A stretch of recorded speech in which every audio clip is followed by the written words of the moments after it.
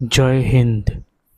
সালটা 1919, 13ই এপ্রিল, অবিভক্ত ভারতের পাঞ্জাব প্রদেশে।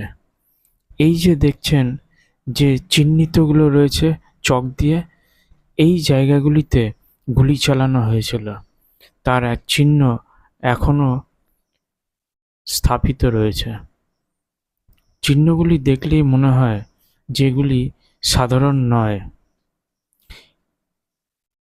1919 13ই এপ্রিল, অবিভক্ত ভারতের পাঞ্জাব প্রদেশে অমৃতসর শহরে ইংরেজ ব্রিগেডিয়ার সেনানায়ক ডায়ার ঠিক এই উদ্যানের বাগানে এক হত্যাকাণ্ড চালিয়েছিলেন।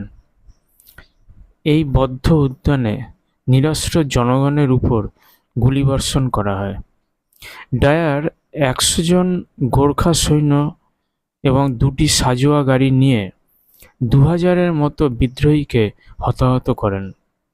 এতে তাকে 1650 রাউন্ড গুলি চালাতে হয়েছিল। কিন্তু এই হত্যাকাণ্ড কেন হয়েছিল?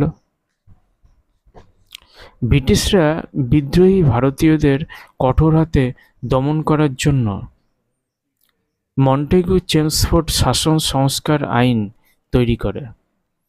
একই সাথে মন্টেগু-চেমস শাসন সংস্কার আইন করে বিদ্রোহী ভারতীয়দের থামাবার জন্য, উপরন্তু বলা যায় যে তাদের বিনা বিচারে গ্রেপ্তার করার জন্য বা বন্দীদের বেপরোয়া পদক্ষেপ গৃহীত করার জন্য এই আইন তৈরি করা হয়েছিল।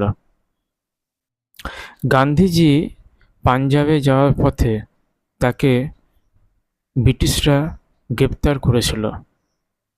এর প্রতিবাদে আহমেদাবাদের শিল্প শ্রমিক এবং পাঞ্জাবের সাধারণ জনগণ বিক্ষুব্ধ হয়ে উঠেছিল। তারা এই স্থানে একটি সভার আয়োজন করেছিল। সেটা ব্রিটিশদের কাছে বেআইনি ছিল।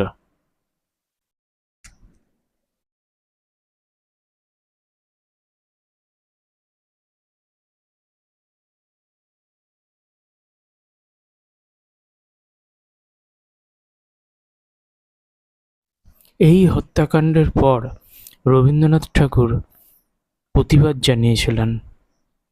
ব্রিটিশদের দেওয়া রবীন্দ্রনাথ ঠাকুরকে যে নাইট উপাধি, সেটি তিনি পরিত্যাগ করেন।